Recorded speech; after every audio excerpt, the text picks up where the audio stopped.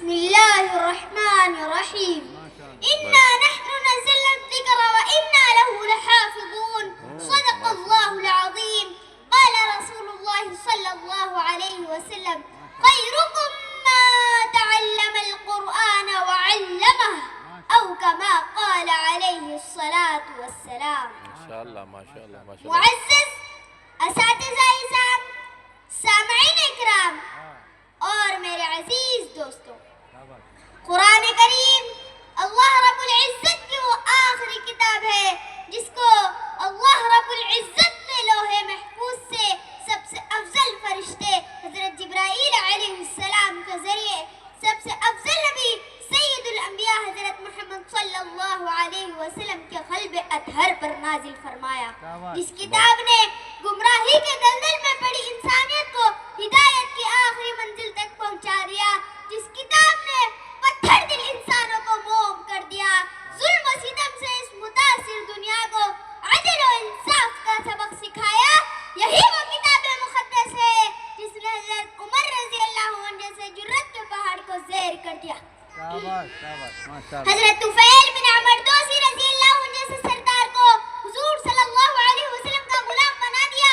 الغرض بڑے بڑے بہادر کٹر سے کٹر کافروں اور اسلام قبول نہ کرنے کے قسمیں کھانے والے اسلام کے دشمنوں نے جب قرآن کو اس کے عظمت اور حقانیت کا اعتراف کے بغیر رہ نہ سکے اور دامن اسلام سے وابستہ ہو گئے.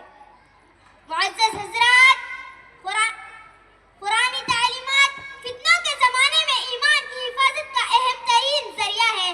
اس کتاب کے ذریعے بہت سے لوگوں کو قرآنی تعلیمات پر عمل کرنے کی وجہ سے عزت بخشتے ہیں اور ان تعلیمات کو پیٹھ پیچھے ڈالنے کی وجہ سے بہت سے لوگوں کے مرتبے کو گھٹاتے ہیں. قرآن کریم اپنے پڑھنے والوں اور قرآنی تعلیمات کے مطابق زندگی گزارنے والوں کے لیے سفارشی بن کر آئے گا، جہنم کے عذاب سے، قبر کے عذاب سے حفاظت کرے گا. قرآن کی تلاوت دنیا میں روشنی اور آخرت میں ذخیرہ ہے.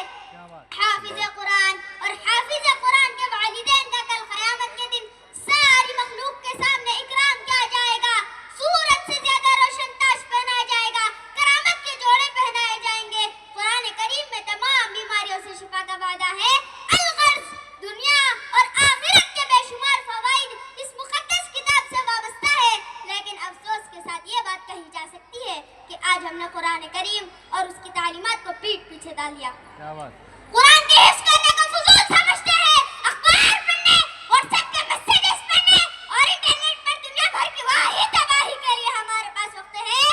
لیکن اللہ تعالیٰ ہم سے قرآن میں کیا فرماتے ہیں اس کو جاننے کے لیے ہمارے پاس وقت نہیں. دنیا اور آخرت میں کام نہ آنے والے لہو و لعب، غیر ضروری مشغلوں اور آخرت سے دور کرنے، اخلاق کو خراب کرنے والی دوستیوں کے لیے ہمارے پاس وقت ہے. لیکن قرآن درست ہو جائے، تجوید ٹھیک ہو جائے، قرآنی تعلیمات سے ہماری زندگی سنور جائے، اس کی طرف ہماری توجہ بھی نہیں ہے. یہی وجہ ہے کہ آج ہم دنیا میں ذلیل اور رسوا ہو رہے ہیں، غیر ہم پر مسلط ہو رہے ہیں اور پوری امت بے دین ہو رہی ہے. علامہ اقبال نے کہا تھا وہ معزز تھے زمانے میں مسلمان ہو کر، وہ معزز تھے زمانے میں مسلمان ہو کر، اور ہم خار ہوئے تاریخ قرآن ہو کر. اس لیے آج ہم عہد کریں گے کہ قرآن مجید سے اپنا رشتہ مضبوط کریں گے، اس کی تعلیمات کو سیکھیں گے اور اپنی زندگیوں کو اس سے آراستہ کریں گے. اب آخر میں اللہ رب العزت سے دعا ہے کہ ہم سب کو عمل کی توفیق عطا فرمائے. آمین. وآخر دعوانا ان الحمد للہ.